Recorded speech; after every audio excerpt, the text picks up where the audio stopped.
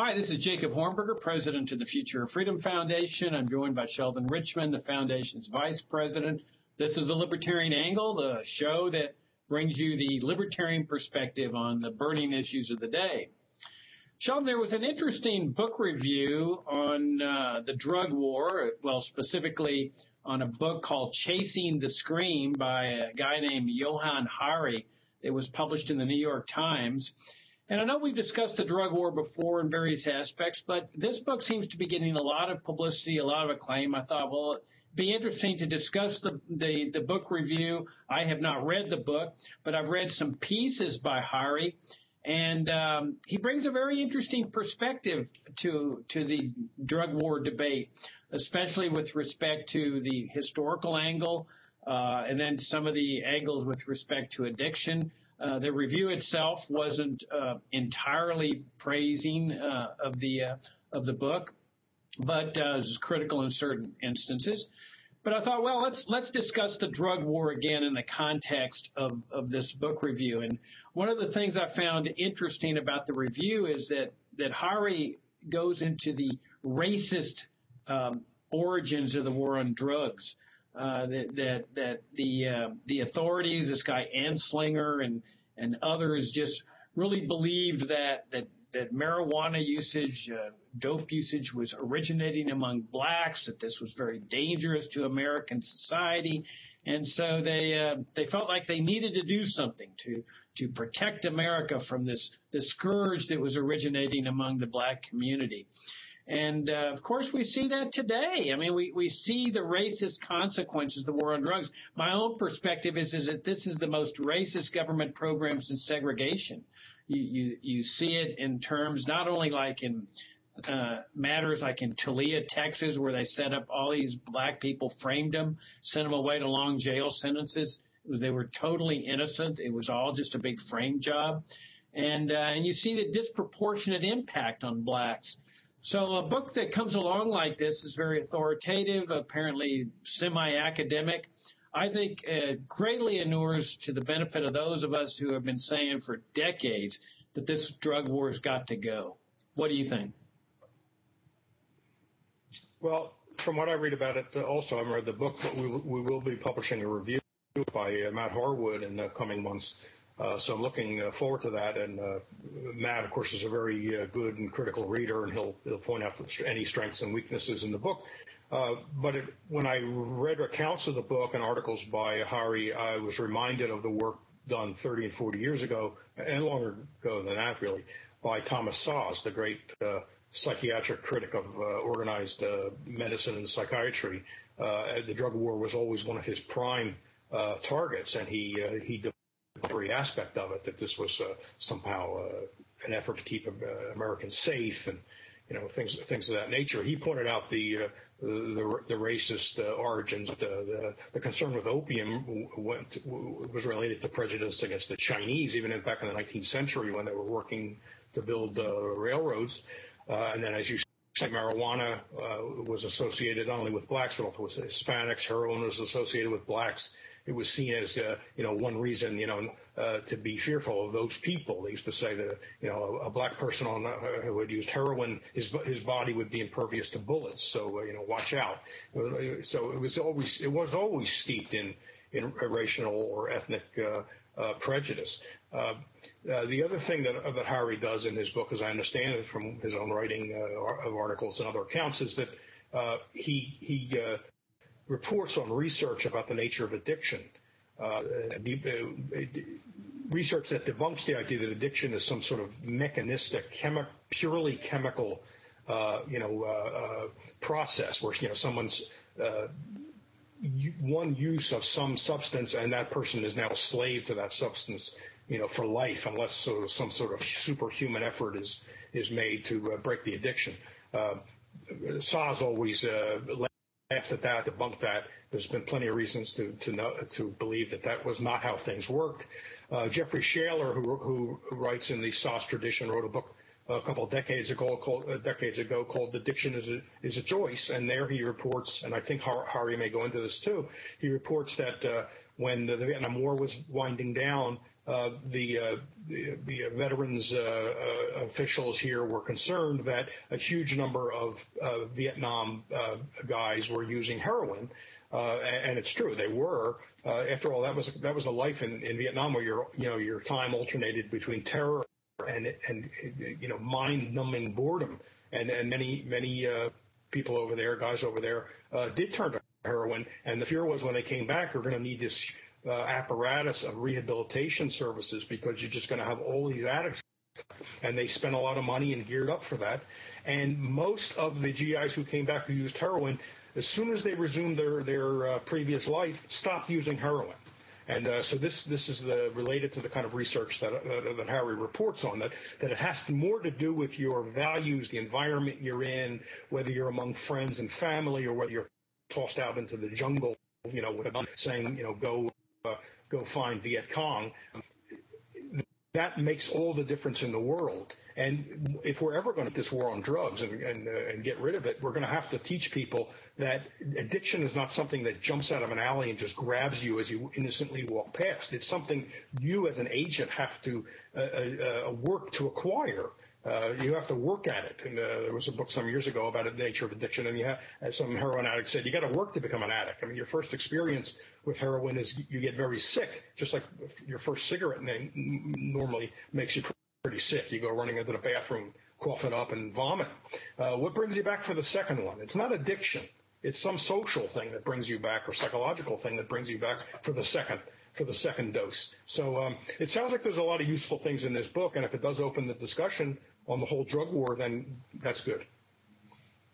Well, yeah, I mean, and how drug usage should be treated as an addiction or a problem or whatever. I mean, ultimately, that's really up to the person to decide who's ingesting the drugs. Some people who don't have an addictive personality, but let's face it, there are people who become drug addicts for whatever reason, psychological, family type stuff, growing up, whatever. That they're trying to substitute for the reality of life, which can be very difficult and very painful. This drug-induced stupor that makes them feel good, that blocks out the pains of life. And I think most of us would say, well, that's probably not a very healthy thing, but yet in that person's mind, that's what he needs at that particular time. And so the question is that something that people should be punished for by the state?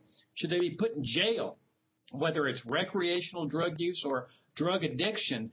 I mean, to me, that's the whole libertarian argument, the moral argument. This is no business of the state, regardless. And when I read another article by Hari himself, like an op-ed, and I would suggest everybody to go look at this op-ed. Just Google Billie Holiday and Johann Hari, Hari, and try to find this article about what they did to Billie Holiday, the famous jazz singer. I mean, she was a true drug addict, and she admitted it. She would tell friends, I forget which drug it was that she was on, either cocaine or heroin, I think. And she just couldn't get off, and she was struggling. She was in pain. She tried everything, and sometimes she'd break it and then come back to it. I mean, she was truly suffering from this addiction. And the feds decided they wanted to go after her. They targeted her. And the only way, as you know, in the drug war that you can catch people, or one of the best ways, is to find snitches, because it's very hard to find somebody in the act, in the privacy of their home, injecting heroin or whatever. And so it turns out that her husband or ex-husband got mad at her and went and snitched on her and said, I can help you get her. And they did get her. And so they bring her before a judge, and she's there pleading with a judge. Judge, I have this horrible addiction. I can't break it. Please help me. Send me to a hospital. And the judge says, I'll do you one better. I'll send you to jail. And so he sends this poor lady to jail, I think for a year. She gets out, and then they say, well, you can't sing in any more bars that serve liquor because you can't get a license because of your felony conviction. And so here this woman's down and out. She can't sustain her life because another government intervention, licensure, occupational licensure. And then finally, as she's in a hospital bed dying, get this, they go in there and arrest her again, knowing she's dying for drug usage again. I mean, it is the most incredible drug war horror story you've ever heard, or one of the most incredible that you've ever heard. But it just goes to show you the whole perversity of this war on drugs. Drug addiction is a problem, but it's no business of the state. It belongs in the private sector with rehabilitation and with the drug addict himself. Well, but a lot of people today would say, but times have changed. Now judges say, go to rehab or I'll put you in jail. And that, in fact, is true. Lots of people are offered that option. They may not want to go, but they may choose it over jail. So we have to argue that that's not any improvement. There are people who now, attack the war on drugs as a law enforcement matter, but want to turn it into what they call harm reduction. In other words, a bigger role for the therapeutic state, Tom Saz called it. They want the medical authorities, who are deputies of the government, of course, to take over the role that the police, have been doing. But of course, the police are still behind it, because if you don't do rehab, you'll go to prison. That's the choice that's handed you, and that's considered more enlightened, because instead of being tossed into jail, you're being tossed into rehab. And if it's against your will, that's you may as well call it prison. If you have to go because the state is threatening you, that's like prison. So I don't see how that's any improvement. I don't think we're going to convince people that the war on drugs has to end until they understand that addiction is not something, again, that you catch like a disease, because they're afraid for their children. And if you think it's that sort of thing that just is sort of almost in the air and your kids can breathe it in and then become addicts, I don't think you're going to talk that person out of a war on drugs. They're going to be saying, do anything to protect my child. I think we also have to invoke Jacob Sullum's name, and I've mentioned this other times when we've talked about the drug war, but Sullum wrote a very important book a few years ago called Saying Yes, and this was a book of empirical research, his own experiences as well as interviews with many people, and he points out that any drug you can name is being used this day by totally responsible people who hold jobs, sometimes very high-ranking jobs, pay their bills, take care of their families, and live maybe next door to you. The only reason you don't know about it is because drug use is illegal, and so they're not going to talk about it. Therefore, the only drug people we hear about, the only drug users we tend to hear about, are the people that have, who don't hold jobs, who are found in alleys, who die of impurities in the drugs, or who are arrested in sting operations.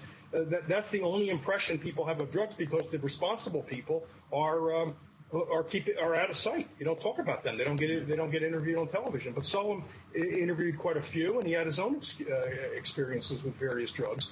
And he points out that people use drugs the way they use vodka, the way they have a martini on the weekend. It's not an advertisement for drugs, but it's a fact about drugs. And if people don't understand that, I don't see how we're going to wean them from this war on drugs. Yeah, well, it goes back again, I think, to this moral case. It's no business of the state. I mean, that's the point I'm making. I'm arguing that if a person seeks rehabilitation voluntarily, that's fine. But this notion that it should be a criminal offense that brings it into the jurisdiction of the judge, that again is arguing, hey, the state should control what people do with their own bodies.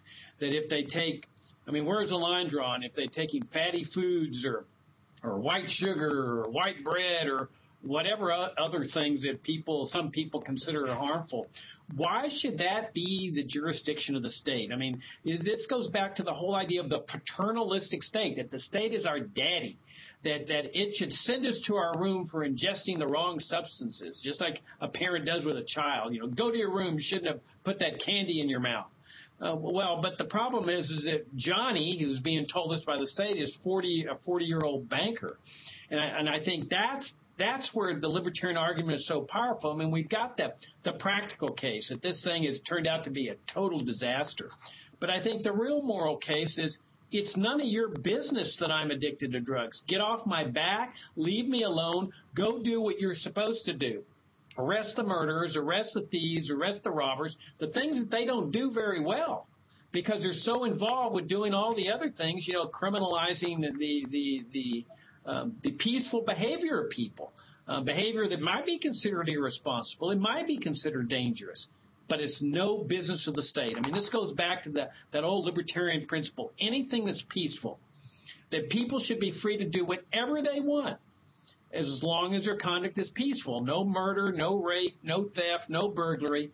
But otherwise, there's a whole ambit of peaceful conduct that people consider or might consider is irresponsible or dangerous, sinful, adultery, covetousness, taking the Lord's name in vain, all these things that people would say, hey, that's not good. And the same thing with respect to drugs. You can say, well, it's not healthy, it's not harmful, fine, but it's no business of the state. And let me make one more point here. In that very same edition of the New York Times, where they had the Hari book review, that I think it was this last Sunday, they had an editorial about the dangers of smoking, and how smoking was causing cancer and all other kinds of illnesses, and how destructive it is, and so forth. But I look at the end of that article or the editorial, I don't see a call to criminalize the smoking of cigarettes or the use of tobacco. Why not? I mean, we know that tobacco use or alcohol use causes much more harm than illicit drugs.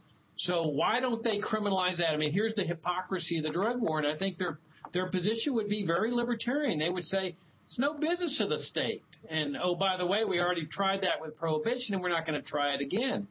All we're saying is apply the same logic that they apply to liquor and tobacco, that it's no business of the state to be criminalizing this. This is a personal problem. Apply that to the illicit drugs. Well, if we're going to meet the objection of the average person to our case for getting rid of the drug war, we're going to have to answer their belief. They're not going to see it. They don't see it the way we see it. I mean, you say, look, a person's harming himself or harming his prospects in life. That's nobody's business. It's not the state's business, and therefore they should leave him alone. But people don't see it that way. So we need to meet their argument. They think there are externalities. I mean, they may not use the term externalities, but that's what they're talking about. They don't think the harm is only confined to the user. They think the person not only maybe harms his own family, but is a threat to everyone else around. I mean, they associate. I'm not saying we can't refute this. We certainly can, but we need to. They think people commit crimes as a result of being drug users. I mean, we have answers to this, but that's what's in their minds. So to just say, look, drug use only hurts the user, and therefore it's no business of the states, that's not going to fully address their concerns, because they don't think the harm is only confined to the user. So we need to patiently go through the various arguments, point out how crime is related to black markets and prohibition, and unable to go to courts to settle disputes, with contracts or buying and selling of drugs, quality control that would happen in an open market. We need to talk about all those things. It's not enough to say, the John Stuart Mill point about if somebody's only harming himself, then it's no business of the states, and because that's not how they see it. Something you said about addiction rate, and Billie Holiday raised the thought that I meant to mention, namely that Freud was for a long time all his life he was a cigar smoker, and he also used cocaine. Cocaine he was able to give up. He would say he was never able to give up cigars. So anything can end up being a subject of what we call addiction.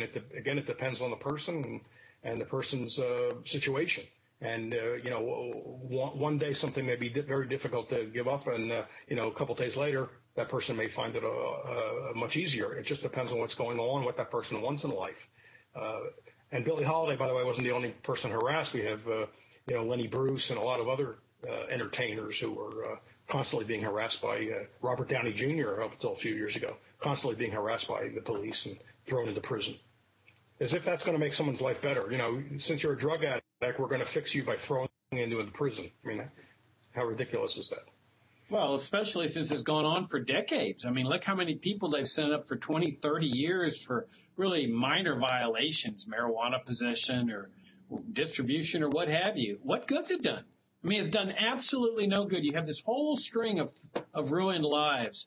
And I agree with you. I mean, there's collateral damage, collateral consequences of drug addiction. Nobody argues against that. But there's also collateral consequences of alcohol addiction. I mean, alcohol addiction causes violence in families and separation of families, tremendous collateral consequences. Well, is that any reason to criminalize alcohol addiction? I don't think so. I mean, look at cigarette addiction. I mean, it causes lung cancer, causes people to die early. That causes grief among children.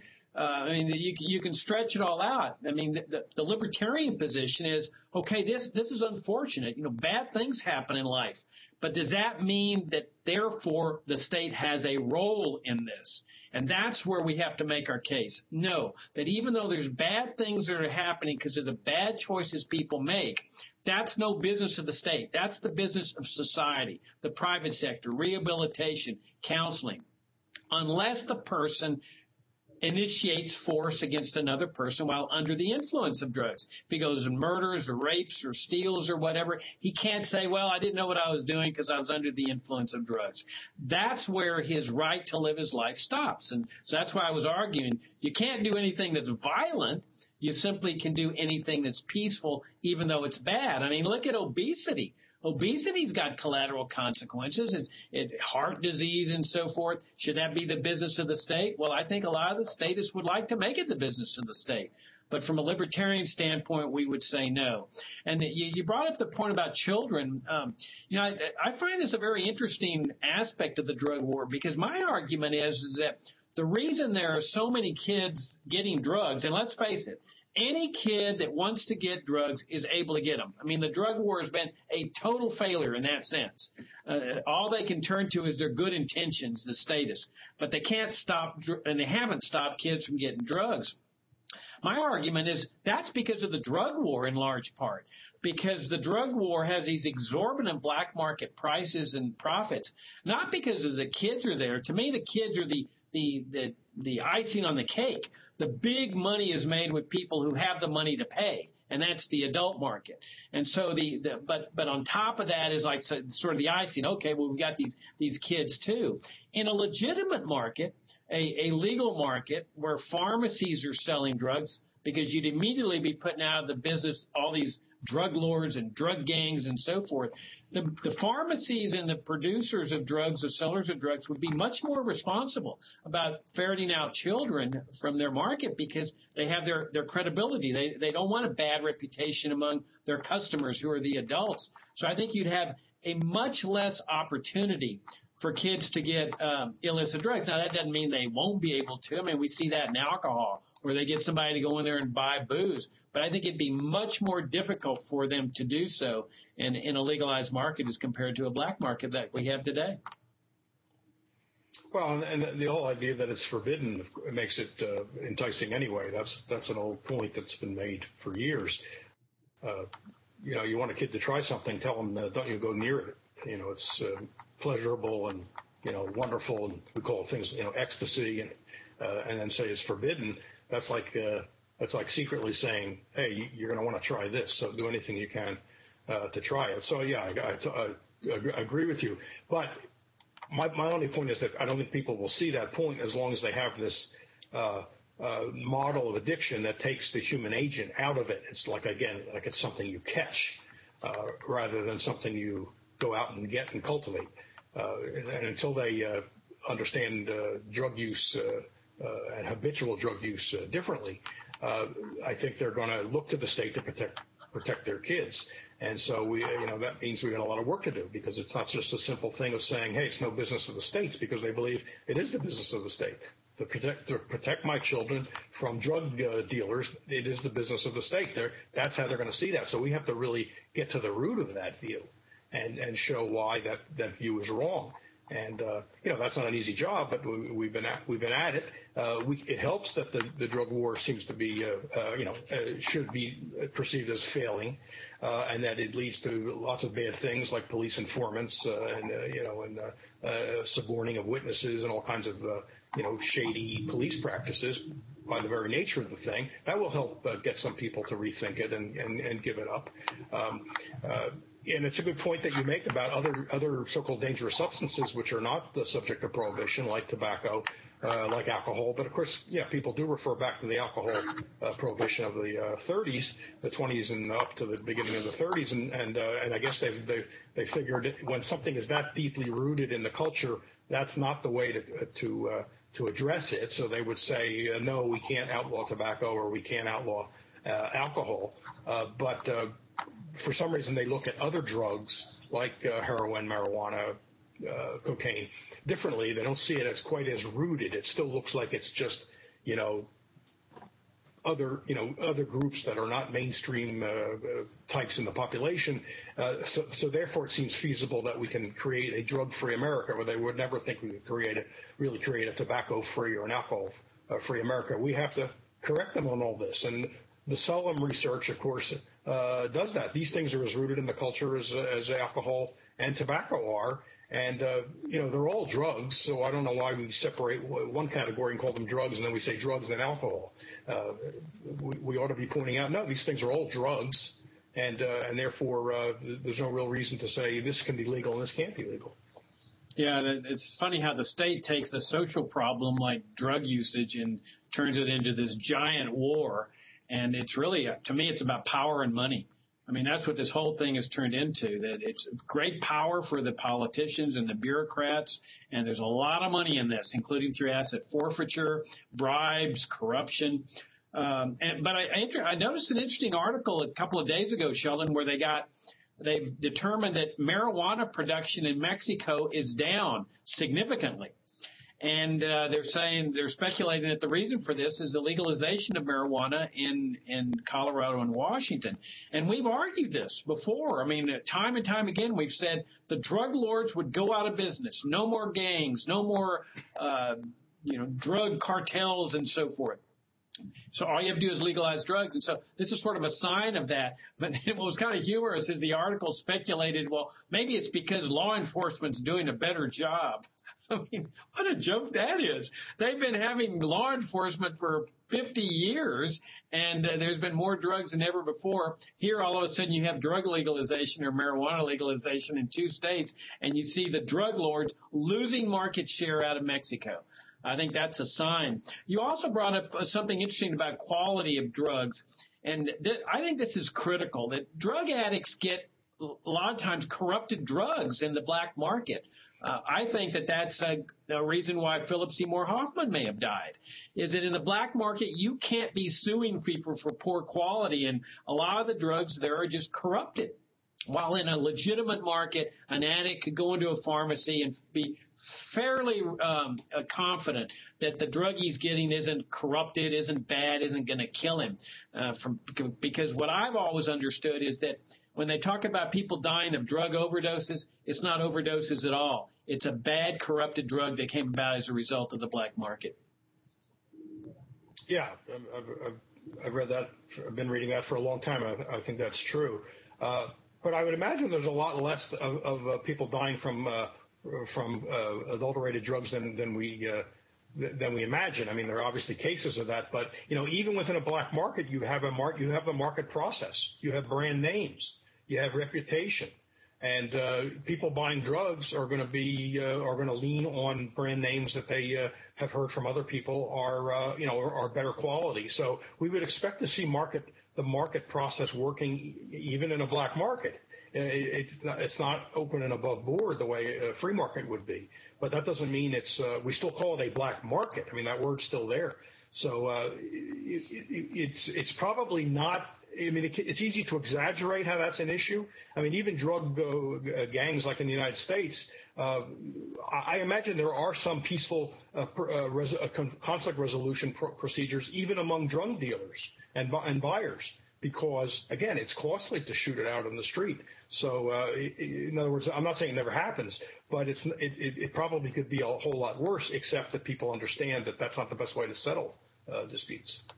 Well, we may have to discuss that in a later show, because I take issue with that. I think that you don't have peaceful competition. You can't sue for if you get a bad drug. And I think a lot of the market share comes about because of violence, not killing people and so forth, rather than just providing a better product for consumers. But we're out of time, so we'll have to debate that in a later issue. This is the Libertarian Angle. I'm Jacob Hornberger, and that's Sheldon Richman. Enjoyed sharing these perspectives with you, and we'll see you next week.